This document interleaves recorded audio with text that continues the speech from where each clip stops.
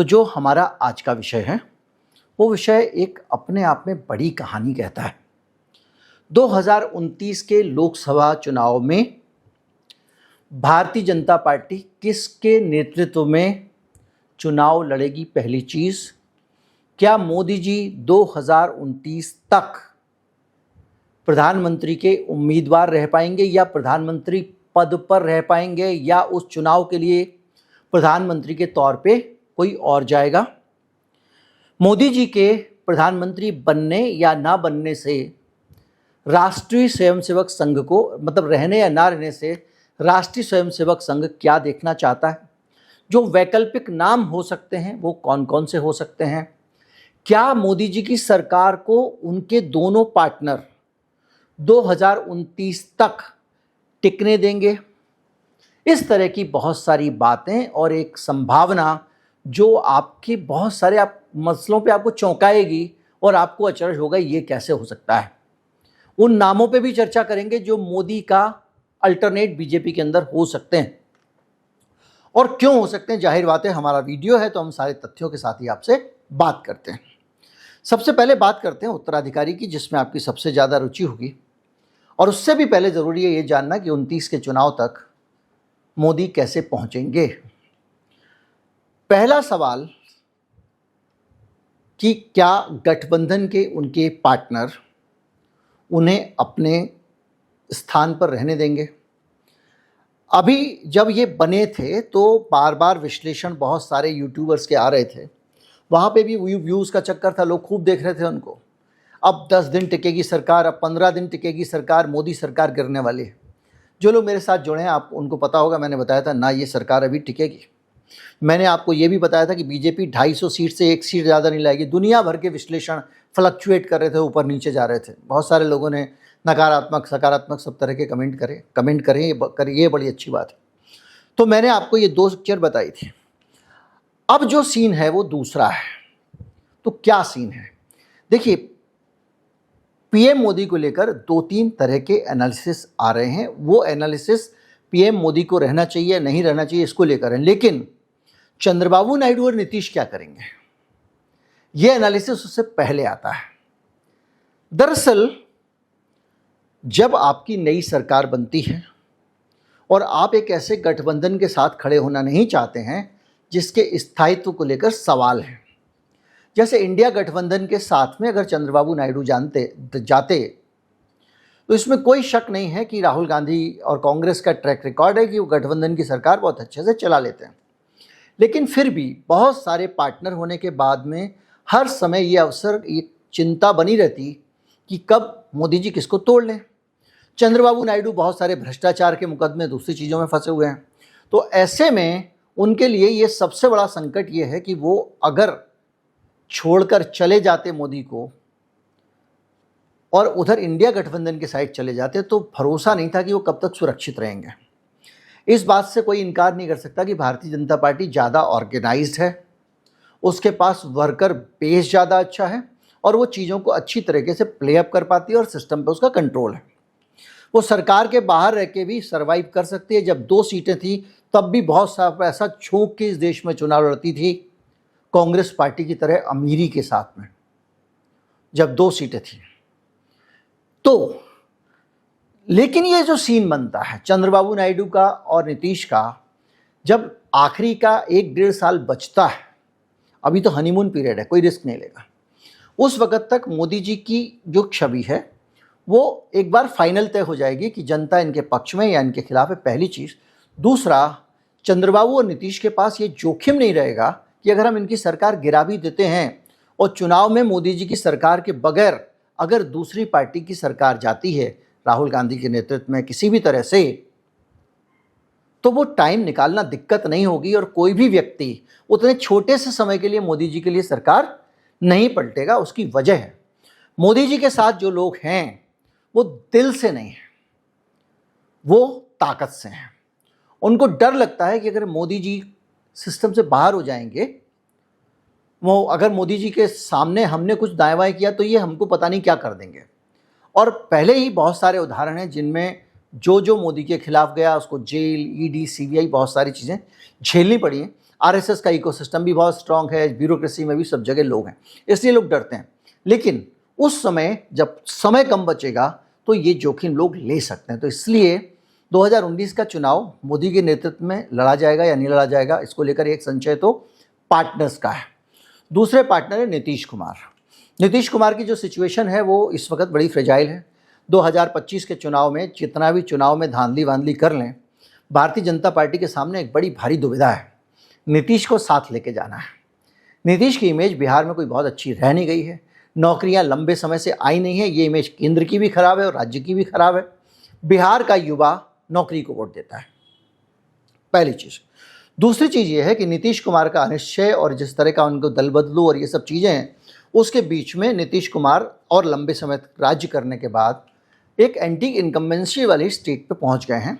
और दुर्भाग्य से बीजेपी का दुर्भाग्य ये है कि वो नीतीश कुमार के साथ सेम पेडिस्टल पे खड़ी है। तो आने वाले चुनाव में ये पक्का माना जा रहा है कि नीतीश के वोट का जो परसेंटेज है वो करीब 10% गिर जाएगा, जो अनुमान है।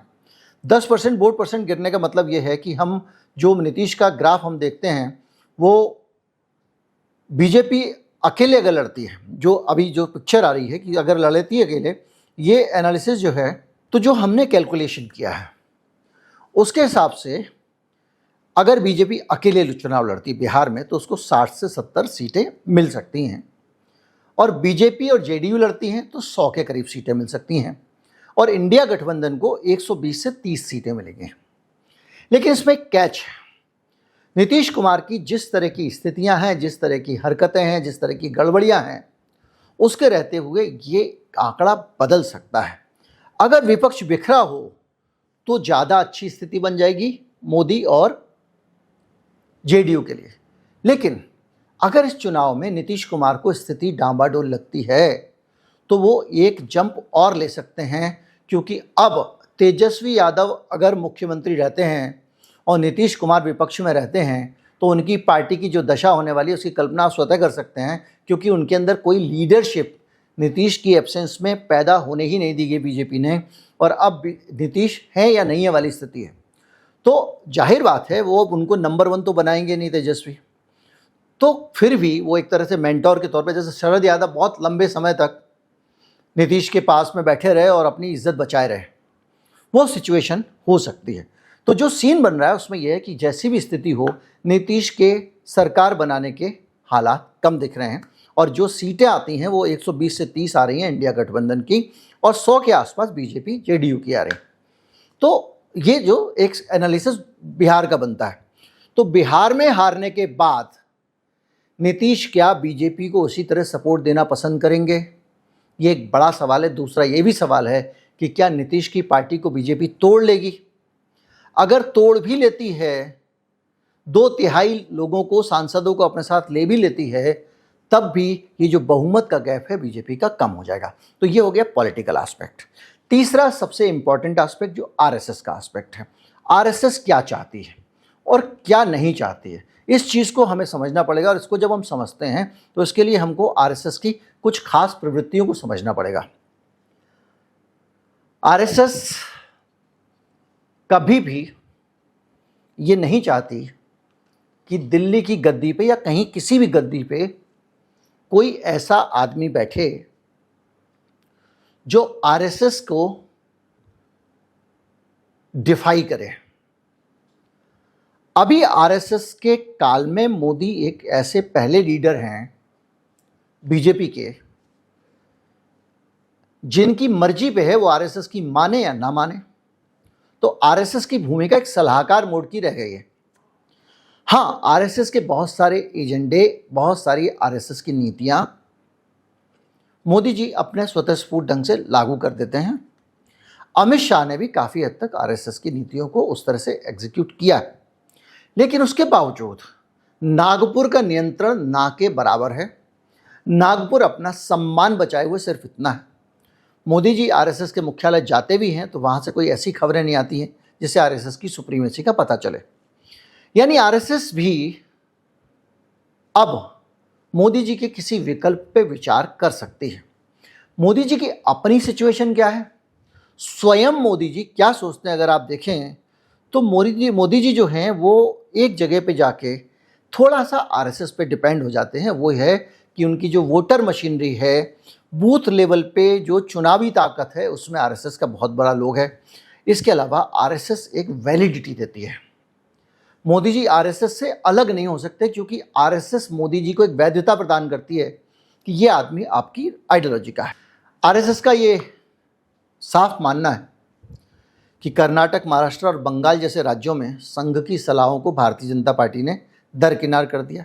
डिटेल्स में जाएंगे, बहुत ज़्यादा हो जाएगी। तो अगला प्रधानमंत्री जो होगा उसके जो 2-3 फैक्टर होंगे। तो आरएसएस जो है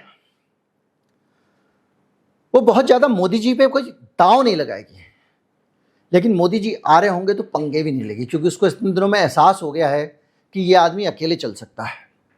तो अब विकल्प कौन होगा? क्योंकि आपने तीनों कारण देख लिए, पॉलिटिकल रीजन देख लिया, एक सरकार का परफॉर्मेंस देख लिया, और एक आपने देख लिया कि आसपास के लोग कौन हैं। तो विकल्प कौन होंगे? सबसे ज़्यादा चर्चा होती है कि शाह होंगे या योगी होंगे। तो अगर हम देखें तो 2 बार बहुमत से यूपी में सरकार ला चुके हैं योगी, हम जानते हैं। उनको जो आरएसएस का वैचारिक एजेंडा है, चाहे महाकुंभ हो, राम मंदिर हो, दिवाली हो, इस तरह की चीज़ें जो हैं उनको ज़मीन पे उतारा है। तो योगी आदित्यनाथ कहीं ना कहीं एक धार्मिक जो स्टेट है जो आरएसएस चाहती है उसके नज़दीक हैं, और विपक्ष जो है वो मोदी जी को, अब योगी को अब धीरे धीरे चैलेंज कर रहा है। लेकिन यूपी में पर अगर मोदी के विकल्प के तौर पर देखें तो योगी की स्वीकार्यता सबसे ज़्यादा है, क्योंकि जो हिंदुत्व का एक एंटी मुस्लिम एजेंडा है, बुलडोजर चला देना, नेम प्लेट लगवाओ, ये करो वो करो, मस्जिद के बाहर नमाज नहीं पढ़ोगे, इन सब चीज़ों से जो कट्टरपंथी वोटर है उत्तर प्रदेश, बिहार, मध्य प्रदेश, ये जो हिंदी हार्टलैंड है इसका, वो योगी को पसंद करता है। तो इस सिचुएशन में उसकी स्वीकार्यता काफ़ी है योगी की, लेकिन वहाँ पर जाके बाकी राज्यों में उनके लिए दिक्कत हो जाती है, और आरएसएस से एक व्यावहारिक दूरी है। क्योंकि हमने देखा उत्तर प्रदेश के चुनाव में टिकट बंटवारे के नाम पे योगी ने किसी की नहीं सुनी, और कई जगह प्रशासन के साथ आरएसएस के लोगों का टकराव भी हुआ, बहुत सारी चीज़ें हुई। तो अगर सीधा सीधा देखा जाए तो योगी जो है वो एक हिंदू आइकन है। वोटर योगी को पसंद करेगा, लेकिन हिंदी हार्टलैंड में। इसके अलावा योगी की कोई बहुत पकड़ जिसको कहते हो वो सिस्टम में अभी भी नहीं है। यूपी के सिस्टम में भी जो योगी की पकड़ है उसमें एक बहुत बड़ा रोल पीछे से मोदी शाह का है, और ब्यूरोक्रेसी में काफ़ी हद तक वो अपना कंट्रोल रखते हैं। तो एक एस्पेक्ट जनप्रियता, लोकप्रियता वाला है, तो उसमें वो मोदी के बाद नंबर 2 है, लेकिन दूसरी चीज़ों में कमज़ोर पड़ते हैं, और वहाँ पर अमित शाह का चेहरा सामने आता है। अमित शाह संगठन के विस्तार करने वाला आदमी है। आज इतनी बड़ी भारतीय जनता पार्टी, हर जिले में बड़े बड़े पार्टी के दफ्तर, महंगे महंगे दफ्तर, कार्यकर्ताओं के जलवे, और पन्ना प्रमुख के लेवल पर डिप्लॉयमेंट, एक प्रोफेशनल इलेक्शन मैनेजमेंट जिसमें कि एक एक बूथ की जानकारी, वहाँ पर कौन पावर में है, कौन नहीं है, किस आदमी को बिठाना है, किसको पैसे देने हैं, ये जानकारी अमित शाह के दफ्तर तक रहती है। तो ये जो पावर है, पार्टी के संगठन पे पकड़ और ब्यूरोक्रेसी पे पकड़, चूँकि पूरे भारत में आप धीरे धीरे करके गुजरात की ब्यूरोक्रेसी हावी हो गई है। गुजरात के लोग, गुजरात के नेता, गुजरात के सारे लोग जमा लिए गए हैं। तो ये सब लोग जब जम जाते हैं तो इससे एक बड़ी पकड़ सिस्टम पे अमित शाह की आती है, और इसके कारण जो, चाहे वो एजेंसियां हों, चाहे वो चुनाव आयोग के लोग हों, चाहे कुछ भी हो, वो चुनाव की रणनीति के मामले में अमित शाह को एक बढ़िया सी एज देते हैं, और उनके पास गृह मंत्री होने के नाते भी ब्यूरोक्रेसी से सीधा संपर्क होने के कारण एक पकड़ है। इसके अलावा एक देशव्यापी फंडर्स का नेटवर्क, मतलब जिसको कहते हैं इलेक्शन मैनेजमेंट और कंट्रोल और होल्ड, वो अमित शाह का योगी से कहीं कहीं कहीं ज़्यादा है। लेकिन योगी के पास में जो अपना हिंदुत्व का एजेंडा, उसकी पॉपुलैरिटी बहुत ज़्यादा है। बहुत ज़्यादा जनसभाओं में भीड़ नहीं जुटा सकते हैं अमित शाह। अमित शाह वोट सड़क से जाके नहीं ला सकते हैं, लेकिन चुनाव कैसे जीतना है जो वोट मिल गए उनके ज़रिए, उतनी लोकप्रियता के जरिए कैसे गणित लाएं, किसको मनाएं, किसको मिलाएं, किसको दूर कर दें, किससे गठबंधन करें, ये जो राजनीतिक बारीकियां हैं इसमें अमित शाह चैंपियन हैं। तो इसलिए बहुत सारे चीज़ें उनके साथ में ऐसी हैं कि वो करिश्माई नेता नहीं है, रणनीतिक चेहरा जरूर है। तो अगर आप देखें तो योगी की अगर आप परसेंटेज में इसको डालें एआई एनालिसिस करके तो 55% संभावना अमित शाह की है योगी के विकल्प के तौर पे, लेकिन 65 मोदी के विकल्प के तौर पे, लेकिन 65% है योगी के विकल्प के तौर पे। अब आते हैं कि और कौन कौन लोग हो सकते हैं, क्योंकि आरएसएस चौंकाती है और इन दोनों के साथ में चाहे अमित शाह हो चाहे योगी हो, आरएसएस उतना कंफर्टेबल नहीं हो सकती कि वो जो कहे वो ये दोनों कर दें। यानी ये दूसरे मोदी साबित होंगे आरएसएस के लिए। आरएसएस इनको चला सके ऐसी स्थितियां नहीं दिखती हैं। ये आरएसएस को दोनों लोग हालांकि काम कर रहे हैं। देखिए अमित शाह भी आर्टिकल 370 ये सब चीज़ें लेके आए जो आरएसएस की विचारधारा के नज़दीक है, लेकिन ये विचारधारा के नज़दीक होने के बावजूद आरएसएस के जो नेता हैं, उनका जो संगठन है, उससे ज़्यादा आरएसएस का जो डेडिकेटेड वर्कर है उसको तोड़ के बीजेपी के साथ ला रही है। यानी हुक्म आरएसएस के नेताओं का नहीं चलेगा। तो ये जो सिचुएशन है इसमें इन दोनों की दावेदारी कहीं ना कहीं एक जगह पे जाके संघ को खुश नहीं करती है। आप जानते हैं उत्तर प्रदेश के चुनाव में सक्रिय रूप से संघ उतरा, 14 के चुनाव में उतरा। मेरे एक मित्र स्वर्गीय हो गए ज्ञानेंद्र भरतरिया पत्रकार थे, संघ के विचारों वाले, मेरे बड़े पुराने दोस्त थे, करीब 20-25 साल पुराने। उन्होंने मुझे 2014 में कहा था कि इस बार इलेक्शन में आरएसएस उतरी है इसलिए बीजेपी जीतेगी 14 के चुनाव। उनकी बात सही साबित हुई। तो अब जो हालत है उसमें एक तीसरा आदमी कौन बचता है जो थोड़ा आरएसएस की सुने। और आरएसएस एक बात याद रखिए, आप सरकार भी बना लो और मेरी ना चले, उससे अच्छा है कि तुम कमजोरी सही लेकिन मेरे अंडर में रहो, कुछ तो मेरे हाथ में रहेगा। इस पूरे समीकरण में एक आदमी फिट होता है, तीसरा आदमी, उसका नाम है देवेंद्र फडणवीस, जिसके नाम पे बहुत लोग चर्चा नहीं कर रहे हैं, और गडकरी साहब। गडकरी साहब बहुत ज़्यादा अब ये उम्मीद नहीं करनी चाहिए कि वो पॉलिटिक्स को उस तरह से कर पाएंगे। वो मंत्री के तौर पर रहना चाहते हैं, चुनाव जीत के आ जाते हैं और अपना अनाप शनाप जो मर्जी बोला वाला निकल गया। उनकी भी उम्र काफ़ी हो रही है। देवेंद्र फडणवीस गडकरी के कंपटीशन वहाँ महाराष्ट्र के अंदर भी हैं, नागपुर में भी हैं, और आरएसएस के सिपाही हैं। आज भी वो आरएसएस के लिए ही काम करते हैं और आरएसएस ऐसे ही नेता चाहती है जिस तरह से वो मुख्यमंत्री महाराष्ट्र में। तो उनको जो है एक तो सबसे बड़ी बात संघ की पृष्ठभूमि है उनके पास में, और मुख्यमंत्री के तौर पर सरकार चलाने का जितना अनुभव योगी के पास में उतना उनके पास भी है। अमित शाह के पास लेफ्टिनेंट होने का अनुभव है, चलाने का नहीं है। और सबसे बड़ी बात, वो संतुलित व्यक्ति हैं और सामूहिक नेतृत्व में विश्वास रखते हैं। यानी वो कहीं ना कहीं आरएसएस को और दूसरे लोगों को साथ लेके भी चलेंगे। और ये भी संभव है कि अगर कोई शाह का समर्थक है, कोई मोदी गुट का है, कोई अगर गुजरात लॉबी का है, कोई कहीं से भी आया है, उसको भी वो साथ में लेके चल लेंगे। यानी कुल मिला के जब उनको बनाया जाता है या उनको मोदी जी की जगह रखा जाता है तो बाकी लोग उतना नहीं डरेंगे। अगर योगी सिस्टम में आ गया तो गुजरात लॉबी को लगेगा यार ये कल के दिन हमको उठा के ना फेंक दे, और निश्चित तौर पे ये खलबली मचेगी। और योगी के पास अपनी कोई लॉबी उस तरह से नहीं है, गिने चुने ब्यूरोक्रेट्स हैं यूपी में, वो भी सारे केवल सरकार को सलाम वाले हैं। तो वो जो सिचुएशन है वो ये कहती है कि कहीं ना कहीं फडणवीस एक बैलेंसिंग व्यक्ति हो सकता है जो संगठन, आरएसएस और अमित शाह के जो लोग हैं उनको भी बैलेंस कर लेगा और योगी की तरह भी। और सबसे बड़ी बात यह है कि एक मराठी लीडर होने के नाते वो यूपी बिहार को भी एड्रेस कर रहा है। जैसे अभी मराठी वाला मसला आया तो उसने किस तरह से हैंडल किया, और वो कहीं ना कहीं साउथ की तरफ भी एक पैठ बना सकता है, उसकी स्वीकार्यता वहाँ आ सकती है, क्योंकि उसकी जो इमेज है, छवि है, वो एक हम्बल नेता की है। बावजूद इसके कितने भी एरोगेंट वो बैकग्राउंड से आता हो, कैसी भी आइडियोलॉजी से आता हो, फिर भी उसकी छवि इनके मुकाबले सौम्य और नम्र है।